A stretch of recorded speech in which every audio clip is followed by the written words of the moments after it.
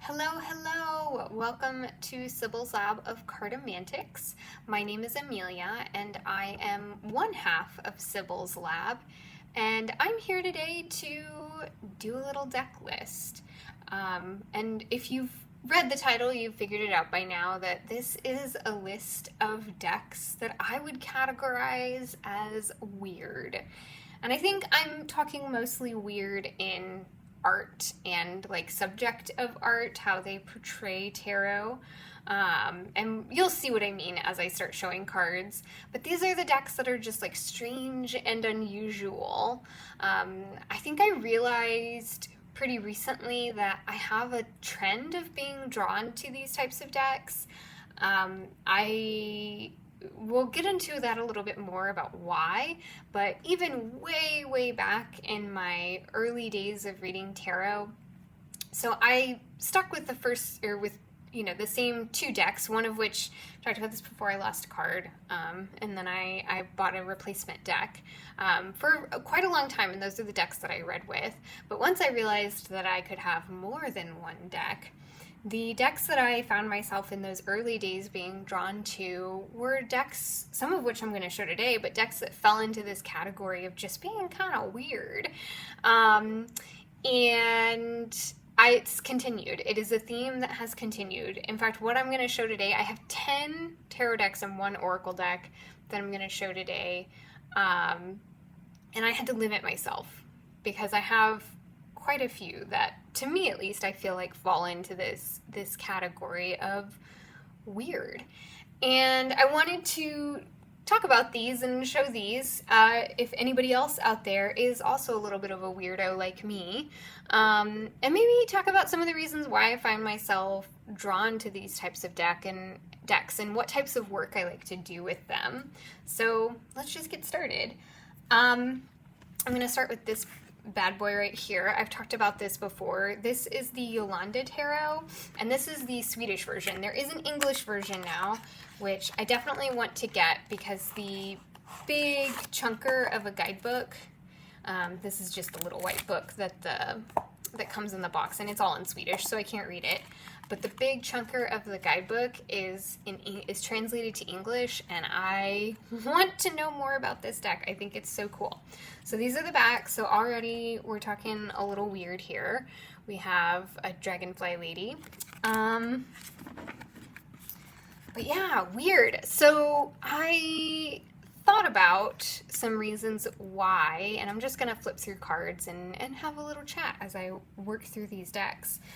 But I thought about some reasons why I think I'm drawn a little bit to odd decks. And the first one is that I think I get a little bored of expected portrayals of tarot and tarot archetypes and, what we today think of as, I think a lot of our modern decks are based on Rider-Waite-Smith. And that can get a little boring after a while, and I get bored from it. I need variety. I need things that are unexpected in order to stay interested. And so there's some amount, especially with this, like the Yolanda Tarot, like this is so far from familiar Rider-Waite-Smith. So all of the cards have titles. They are in Swedish, but I went through and translated all of these, and these titles are fairly close to the Golden Dawn or Thoth titles for the cards. They're places where she either picked the Golden Dawn or the Thoth, there are some variations between the two. But even if I were to say this is a Thoth deck, which I don't think it is so far from what we think of as Thoth or as Golden Dawn or as Rider-Waite-Smith, and that's challenging. I find myself really challenged by this deck in good ways. It's a little bit intimidating, and we talked about this in our Intimidating Decks video, but I think that's good. Like it's intimidating in a fun way. There's a lot to be explored here. And I don't know, when you have decks that are a bit on the, shall we say normal side, I find myself getting a little complacent, and you know, I become a lazy reader because I'm not really paying attention to what I'm seeing. I'm just going based off of expectations and what I know from years of reading. But weird decks provide that, provide something interesting for my brain to latch onto. Okay, second deck I have here was one of my not very first weird decks that I branched out into, but I've had this deck for a really long time. Unfortunately, this is out of print. This is the Gypsy Palace Tarot by Nora Hushka. I think that's how you say her name. These are the backs. And very much, again, this is so far from the Rider-Waite-Smith archetypes or any other familiar versions of tarot that we have as modern readers. And I love that about it. It's also so surreal. There's something about this that almost feels like a Dali painting, or, you know, some versions of Picasso. And it kind of feels like you're walking in a dream, sometimes even a nightmare. And I find, you know, another point I have written down about why I tend to be drawn to weird decks is, like, sometimes my inner landscape can be a bit dreamlike, and it is much easier to read from a deck where I don't have to interpret the weirdness that is going on in my head into something that feels a bit more literal or a bit more realistic.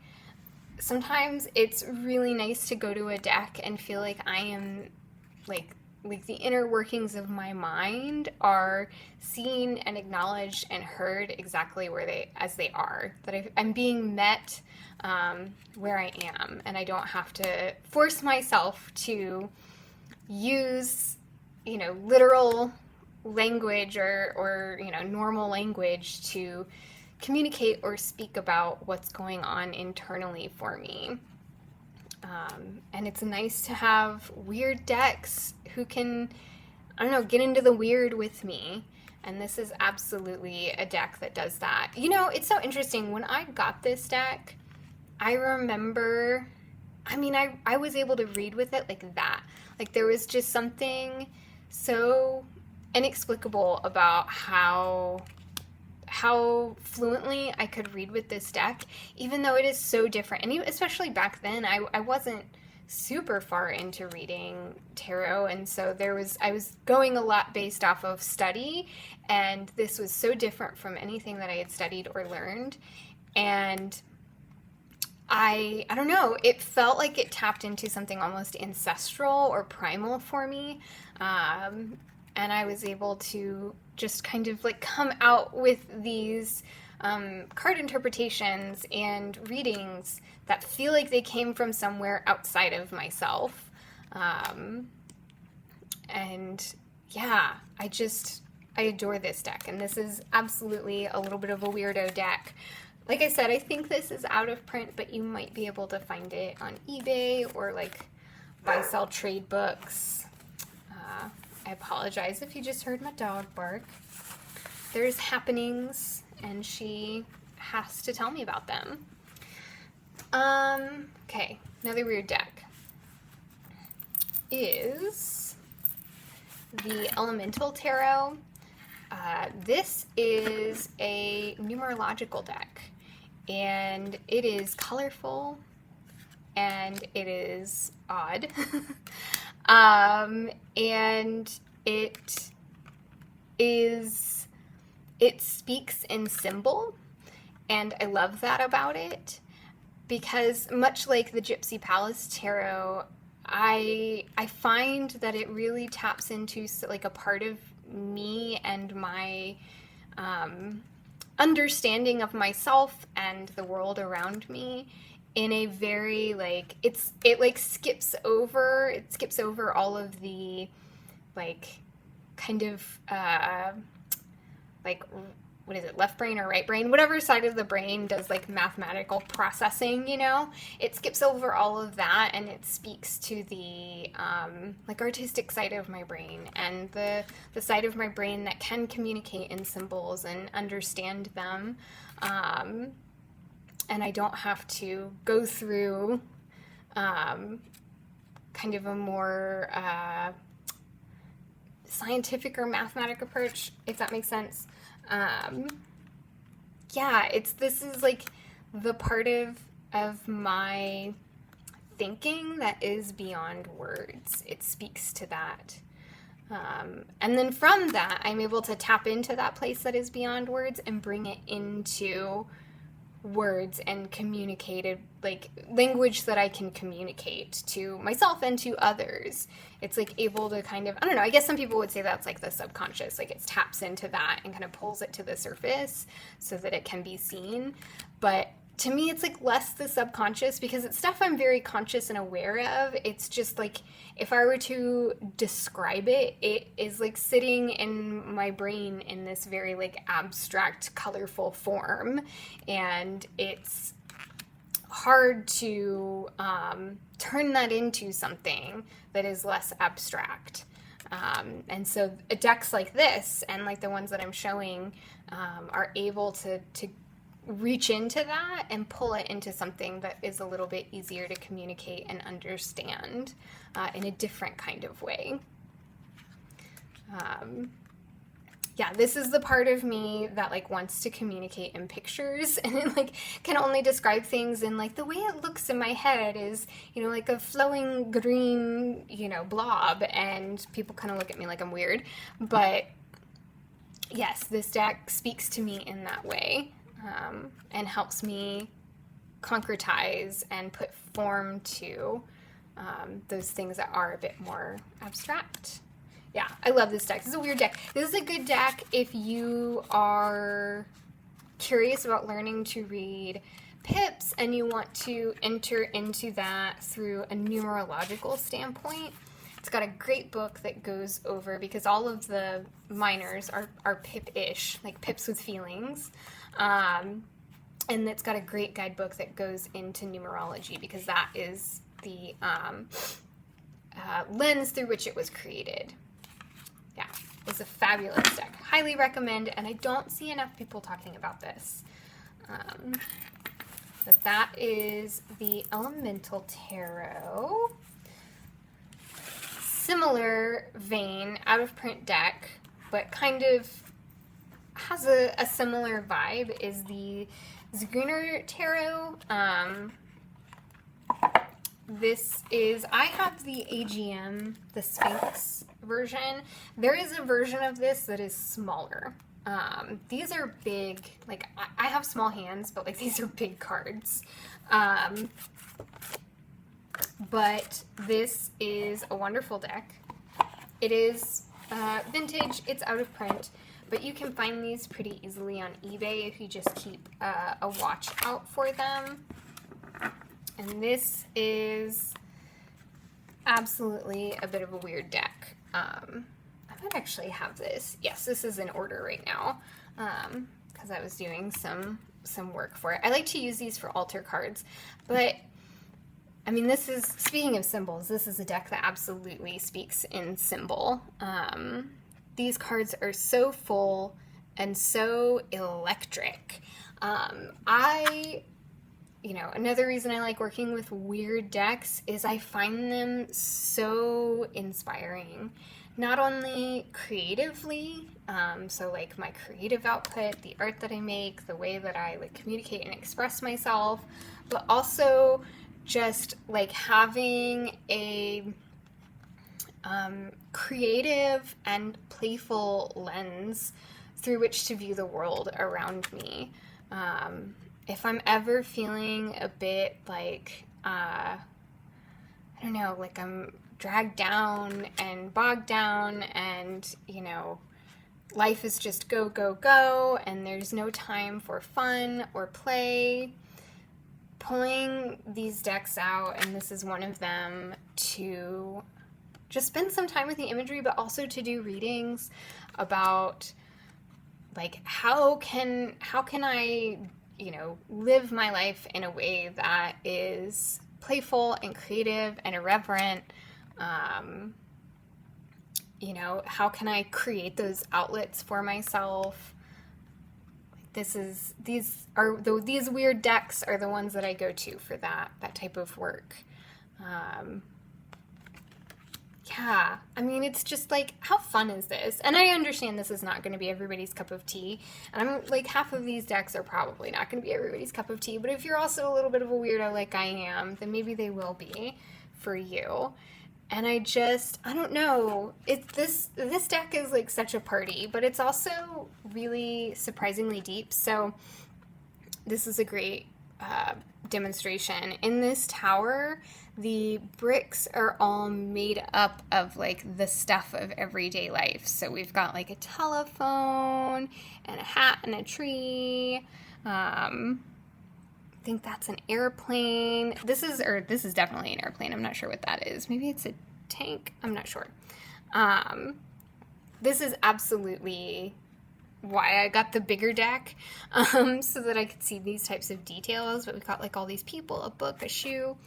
Like, I don't know. And it's just so interesting to think about like what that means in the tower. What does it mean that the eye of God is striking down and destroying a tower made up of the stuff that our lives are built out of? Like, what can that mean? And I love stretching my creative thinking in that way, because then that makes regular life more fun, in my humble opinion. And here, I'll get to some of the minors too. I showed a lot of the majors. So the minors, it is very much a pips with feelings sort of deck. You've got these kind of geometric shapes, but there's stuff going on around them and in them and all of that good stuff. And then you've got some pretty wacky looking court cards. And more pips with feelings. So yeah, I'm going to show a little bit of each suit. Let me get you some swords and the coins. And there we go. Yeah, so weird decks as a creative outlet. And even as a tool for helping me imbue my life with creative outlets and creativity. I just imagine if I were to ask these types of questions of like, how can I live more creatively today?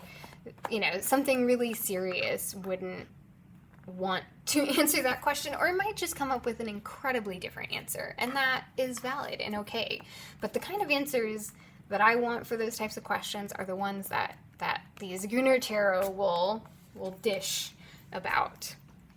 All right, this is a majors only deck. This is called the Naoshi Tarot, made by the artist Naoshi. She is a Japanese artist that makes, and I can't remember the name of it, but it's a type of sand art.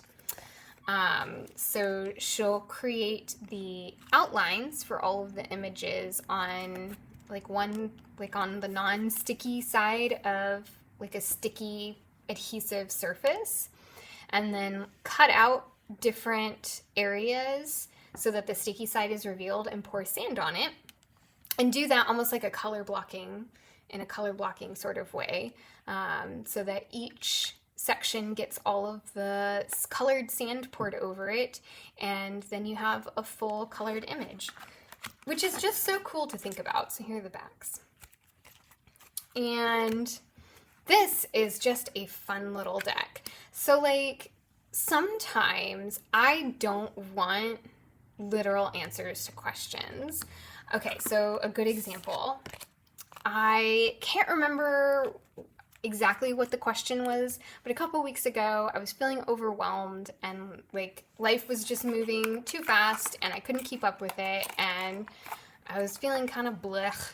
And so I pulled a card from this deck and I was like, what can I do to make life less blech right now? And I got the Wheel of Fortune, which in this card is portrayed as a donut. We've got our little figures sitting in donuts and like wearing them and stuff like that around. And she's got a fork in her hand, and the answer that I came up with from that was eat the wheel.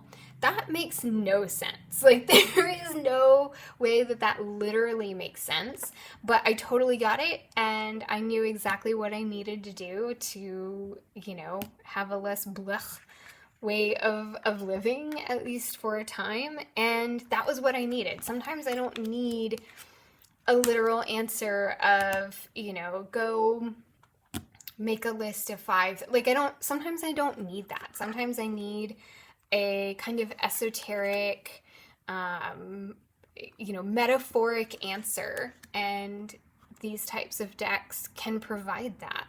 I mean, what kind of answer could I come up with to see an empress sitting on a cupcake? Like, I just, yeah, I love that. And I love the possibility that these types of decks have.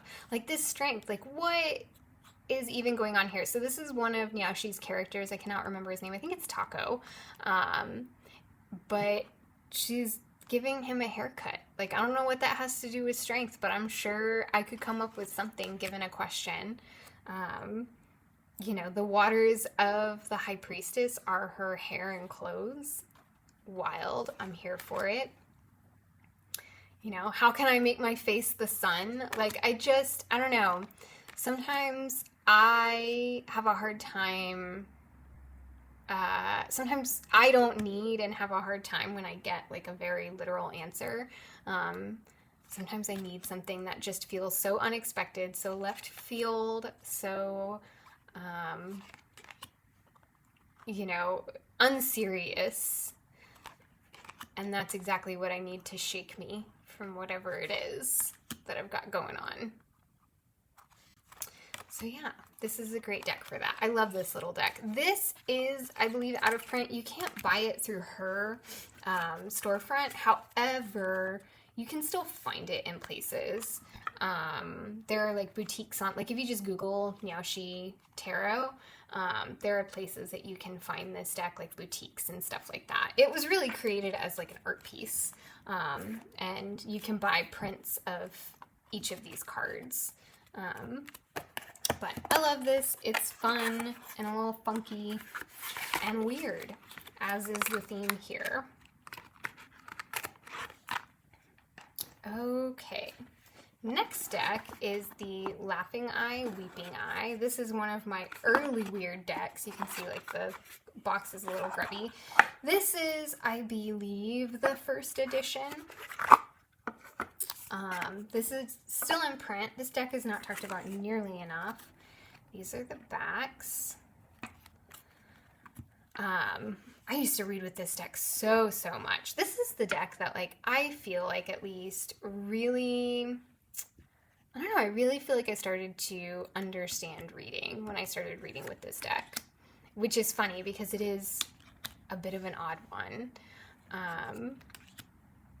Yeah, so another reason why I like weird decks is that sometimes the world that we live in, and at least the world that I live in, is a bit weird.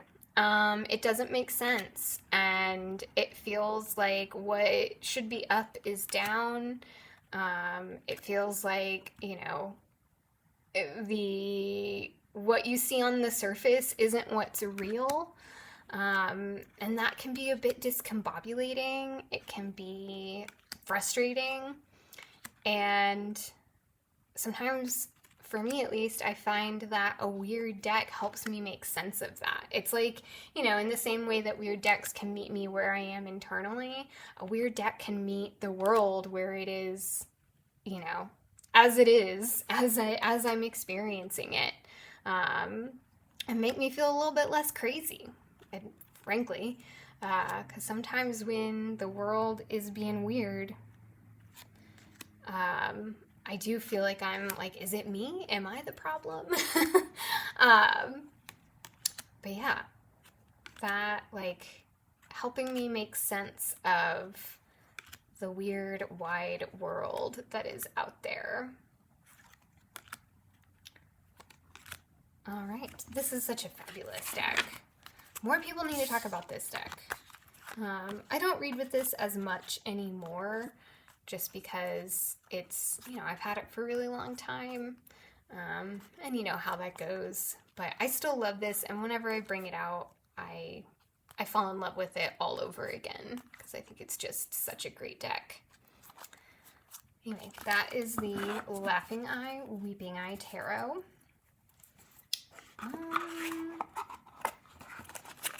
Let's see, what do I want to do next? All right, another early deck for me, and I don't have the box for this anymore. I just showed this on a video recently, is the Tarot del Fuego. Oh man, if you want a weird deck, this is the deck for you. This deck absolutely challenges everything that I think I know about tarot, everything that I think I know about reality, but it also has this way of just like hitting right at the core, in the way that it communicates, at least in my opinion. This is like my relationship with this deck. I mean, it's brutal, but also colorful and playful at the same time, which is extra disorienting. You have to look really closely, because what you think you see isn't what you actually, or what's actually there. There's a lot of gender bending, there's a lot of eyeballs and flames and tears, in kind of unexpected ways and places. And yeah, this deck, I love this deck because it makes me think. Kind of going back to that, you know, the weird stuff making you kind of do a double take, or making me do a double take. This deck absolutely makes me do a double take, and I love it for that. I've got to be in the right mood to be able to sit down with this one. Because it's like, if I am thinking too literally, this deck does not have patience for me. It is not interested in anything that I want as far as like interpretations. It is here for its own journey, and I have to be ready to go along with it. But man, oh man, if I can like kind of let go of everything and come in with no expectations, the readings that I get from this deck are amazing. And I think that's another reason why I love weird decks, is they teach me to not kind of over-identify with and hold on too tightly to my expectations of cards. They ask me to like empty my mind and go in with a clear head and be ready for the journey that's waiting for me on the other side. And if I can do that, man, the rewards are plenty.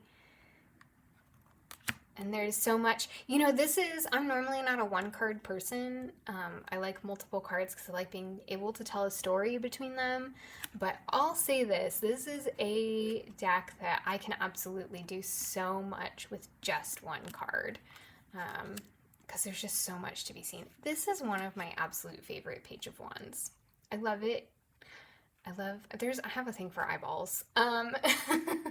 But I also just adore this. I want to be her. I don't know. She inspires me. This page inspires me a lot. But yeah, weird decks kind of forcing me to let go and not try to control outcomes or have too many expectations. I had an old work colleague, and I love her so much for this, who her big thing that she always said is that the key to happiness is proper hydration and low expectations. And I feel like weird decks, and especially stuff like the Tarot del Fuego, absolutely teaches me to have no expectations and to let go. And what a joyous ride it is when I'm able to do that. Okay, Wooden Tarot. Very different flavor from everything I've shown so far, but absolutely a weirdie of a deck. This is the third ever deck that I got. It was the Wooden Tarot. And oh boy, did I not really know what I was in for. This is an odd deck. Very surreal. Of course, I haven't shown any of the weirder cards yet, but they are there. Yeah, so here we go. Lots of extra eyeballs. Lots of kind of unexpected, so see, like our little otter friend has a third eye. We love that. The snail with mushrooms growing on its back as the chariot, not expected. I remember sitting with this card when I first got this deck and being like, I don't know what this means. But it stretched me as a little early reader. Little Amelia, not knowing what on the earth she was looking at. It really, really stretched me. And it taught me to make sense of things that don't make sense. But really and truly, what this deck did for me, and what a lot of weird decks do for me, is they make me feel seen in my own strangeness and my own weird proclivities and interests and, you know, oddball nature. They tell me that it's okay. It's okay to be a little bit odd. Eyeballs on the back of the spider. I don't know, I've got a thing for eyes, I'm realizing. There's a trend. But yeah, letting me know that it's okay to not have to, you know, perform some sense of normality all the time. But I can give in to that, my stranger side. What is it that she says in Beetlejuice? Like, I myself am strange and unusual? Yeah. Weird decks. Making space for that. Letting me be everything that I am. And I'm so grateful to them for that. Alright, so that is the Wooden Tarot. Man, me and this deck, we've had some times. We have had some times. Do you do that? I would love to know. If you have, like, associate certain decks with certain periods in your life and just kind of the, like, cornerstones of that phase of life and that time of life, let me know. Because this deck absolutely was, like, I got this and worked with this during such a pivotal time in my life. And it always reminds me of that.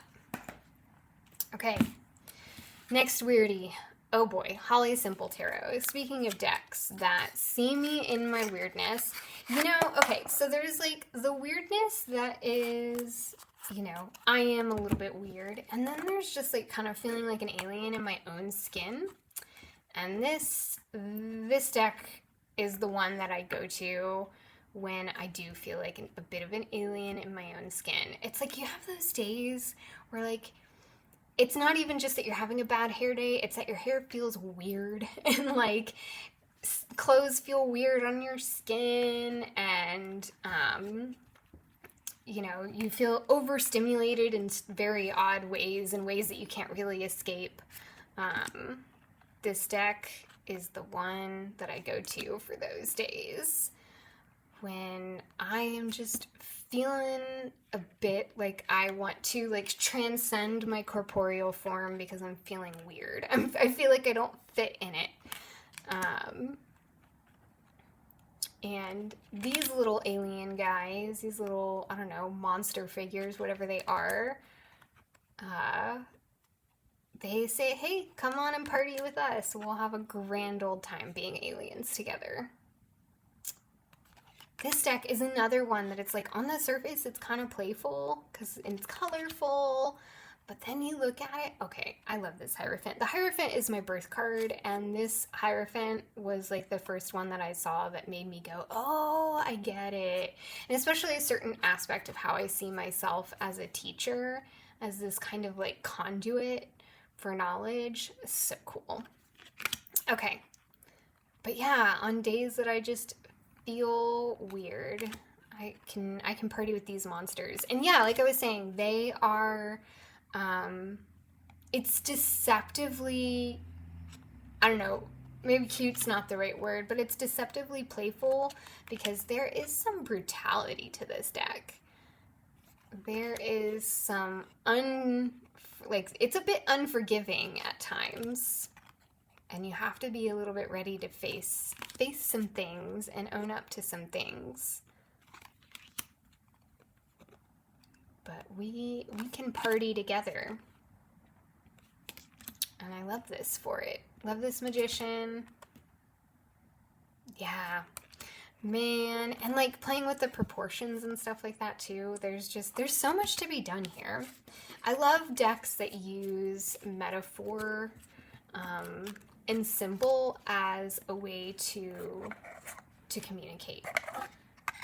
That's often a way that I myself communicate, and so it feels like we speak a similar language.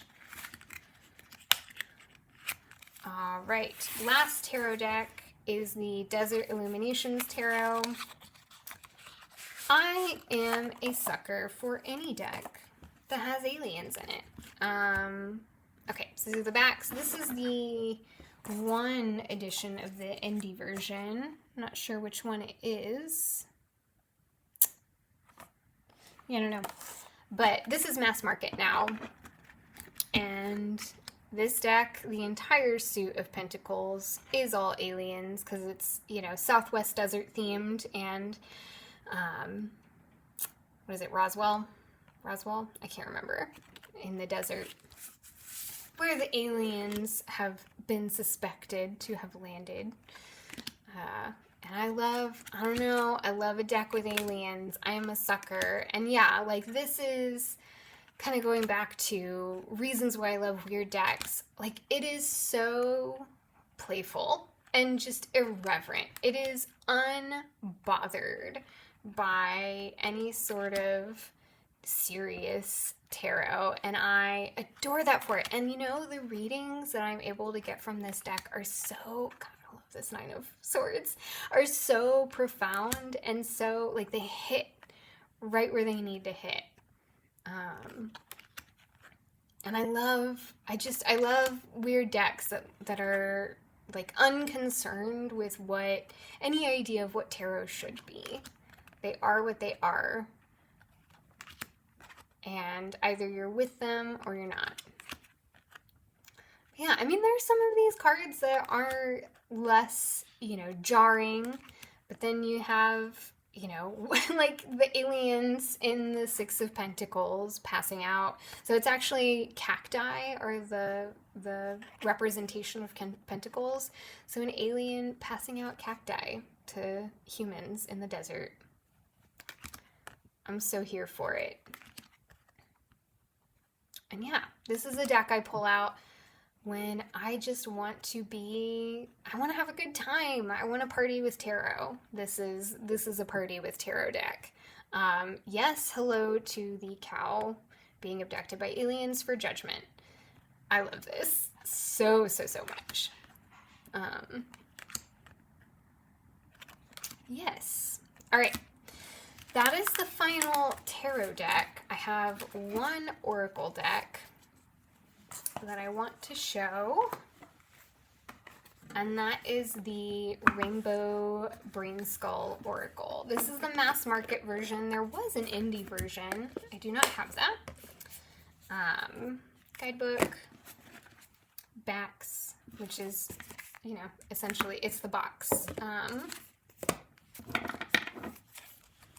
I love this deck so much. This deck speaks to the exact way that my brain works 99% of the time. It's weird. It's thoughtful though. It is so thoughtful. It acknowledges things that I feel like most of our like standard daily life doesn't get to acknowledge. Like there's one card. Yes, I love this card. You get to control so many atoms. I love that. I mean, what a weird thought, but what a like simultaneously overwhelming thought and also really inspiring. Yeah, really, really love this deck. Because I think it like says the things out loud that I don't always want to say out loud, and it makes me stop and think about them. And I love it for that. This says, there is no such thing as the end, only the strangest change there has ever been. I love that. I'm not a fractured being, I'm multifaceted. Yes, give me more of this. And yeah, like I said, this is, I feel like if I were to pick a deck that is the way that my brain works, this would be the deck. Yeah, and again, deceptively colorful. I know I showed a lot of, everything but the wooden tarot here has been really colorful, but a lot of these decks, even though they are colorful and kind of playful, the Wheel of Fortune is a donut, like there is so much depth there. And that's what I love about a weird deck, is that it like can hold both things. To have depth and to be a space where I can be introspective. It doesn't have to also have imagery of a certain kind. Like it doesn't have to be dark and serious and, brutal in a certain kind of way in order to face some of those more challenging things. Like it makes space for those things in an unexpected way, in its own way, and I absolutely appreciate weird decks for doing that. Every single one of these decks that I've shown here today is a deck that I can and have done really serious, deep, thoughtful work with. And perhaps because of their kind of colorful and more playful exterior, I feel like they provide an avenue for that more challenging work. There's something really special about that. That I don't know. It's like beyond words. I'm having a hard time describing it. But yeah, I love weird decks because I do feel like especially the stuff that I showed. There are some. I don't have every weird deck out there, and this isn't every weird deck in my collection, but this feels like a curated list of decks that can do both things. Like they can be really playful and fun and irreverent and creative, but also at the exact same time, be deep, thoughtful, provocative, evocative, and be a tool for some really challenging and rewarding work. Yeah, I love a weird deck. Okay, so that was my list of weird decks. Let me do a quick little reading for us here. We'll pull out the Holly Simple because she's rocker.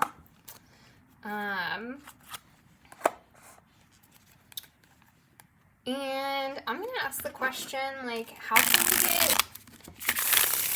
can we get weird? How can we get weird this week? And how can we make room for the weird and the strange and the unusual? So how can we make room for ourselves to get a little weird this week? Everybody needs to be weird sometimes. I think everybody is weird in their own way, and I love humans for that. I love us for that. Okay. So how can we make room for ourselves to get a little weird this week? Okay, so we have the Four of Wands, the Daughter of Swords, and the Hanged Man.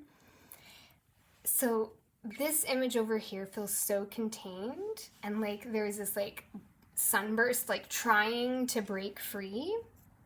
And the story that feels like it's being told from that is like, this is our weirdness, and we're trying to contain it with this sense of like normalcy and boundaries, and we're trying to really like put ourselves into a box. And this Daughter of Swords says, nah, nah, baby, we are gonna cut ourselves free. We are going to free ourselves from these shackles that we've put ourselves in. And I'm like kind of curious maybe to ask the question, like, what is the Daughter of Swords wielding? Like, what's behind her that's really helping her complete her task? And the Tower. Oh my God. So I think this is like forgetting everything that you know, like almost like handicapping yourself, because see, we've got this hand with its finger being like chopped off, and like maybe provide yourself with a little bit of a handicap, so that instead of doing life the way that you're used to doing it, the way that is expected, the way, like, you know, that autopilot, that you have to stop and really think and be mindful before you make your choices, and before you complete like your regular everyday tasks.